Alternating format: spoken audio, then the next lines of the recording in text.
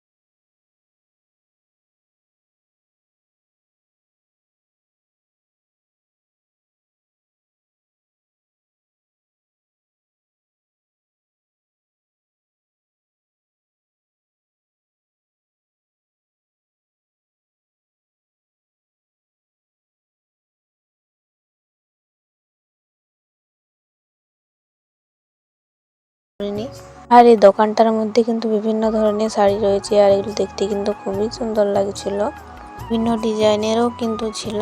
হাটটা ঘুরতে কিন্তু বেশ ভালোই লাগছিল, বেশ ভালোই লাগলো ঘুরে। আর এখানে যে গরু ছাগল বিক্রি করা হয়, হাঁস মুরগি এসব আর কি, এটা আমি ছোটবেলা থেকেই শুনে আসছি, কিন্তু কখনো আর দেখা হয়নি। আর এবারে এসে কিন্তু দেখলাম, যদিও সামনে থেকে দেখিনি, একটু দূর থেকেই দেখেছিলাম। যদিও আমি কোনো হাটে এরকম দেখিনি যে গরু ছাগল হাঁস মুরগি আরো অনেক কিছু আর কি বিক্রি করা হয়, তো সেসব আমি দেখিনি, যদিও এবারে এসে দেখে নিলাম। আর এখানে কিন্তু বিভিন্ন ধরনের জামার ডিজাইন রয়েছে, যেগুলো দেখতে কিন্তু খুবই সুন্দর লাগছিল।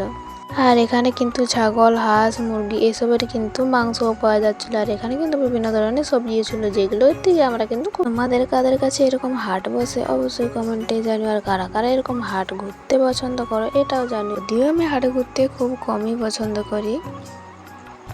আর আজকে দেখো রোদটা কি রকম দিয়েছে, যা এত রোদ গরমে তো আমাদের অবস্থা পুরো খারাপ হয়ে গেছিল। এখানে তো আমরা সেরকম কিছু কিনছিলাম না, লোক কিনছিল আর আমরা সেটাই কিন্তু দাঁড়িয়ে দাঁড়িয়ে দেখছিলাম। আসলে সেরকম কিছু না, এখন যেহেতু প্রচুর রোদ গরম দিচ্ছিল, তাই আমরা কিছুক্ষণ দাঁড়িয়েছিলাম। আর এখানে তারপরে কিন্তু কিছু আর কি কেনাকাটা করে নিচ্ছিল রোদে গরমে। একবার দেখো, তারপরেই কিন্তু দেখো এখানে রাস্তার ধারে বিভিন্ন ধরনের মনোহারি বা স্টেশনারি, তোমরা যেটাই বলো না কেন, আরো বাড়ির অন্যান্য জিনিসও পাওয়া ছিল। এখানে কিন্তু সানগ্লাস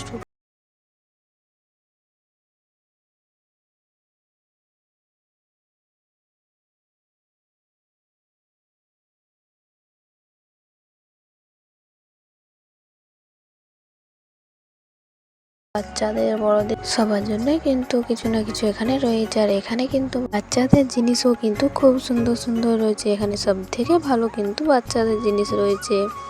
এখানে কিন্তু বিভিন্ন ধরনের বটিন কাটারি এসব জিনিসও রয়েছে। তার সাথে কিন্তু বিভিন্ন ধরনের ফলও রয়েছিল। আর তারপরে দেখো আমরা বাড়ি আসার জন্য কিন্তু বেরিয়েও পড়েছিলাম। আর এখানে দেখো আস্তে আস্তে দেখলাম যেহেতু সামনেই মনসা পুজো, তাই এখানে কিন্তু অনেক রকমেরই মনসা ঠাকুরের মূর্তি করেছে। তারপরে কিন্তু আমরা বাড়ি চলে আসলাম। আজকের ভিডিও এই পর্যন্ত। ভিডিওটি ভালো লাগলে একটি লাইক, কমেন্ট, চ্যানেলটি সাবস্ক্রাইব করে দিও।